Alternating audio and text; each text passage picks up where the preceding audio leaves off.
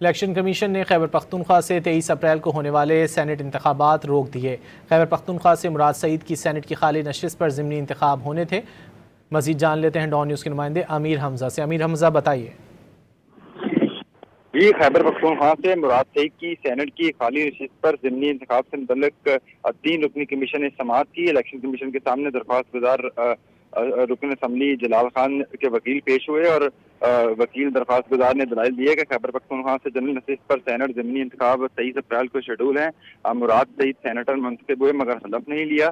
ताहम election commission ने दरख्वास्त गुजार की इस्तदा मंजूर कर ली और इलेक्शन कमीशन ने खैबर पख्तूनख्वा से मुराद सईद की सेनेट के ज़िमनी इंतखाब को 23 अप्रैल को होने वाले जो इंतखाबात थे उनको रोक दिया। इलेक्शन कमीशन ने खैबर पख्तूनख्वा से सेनेट की जनरल नशिस्त पर ज़िमनी इंतखाब पर हुक्म इम्तना जारी किया और तमाम फरीकैन को नोटिस भी जारी कर दिए।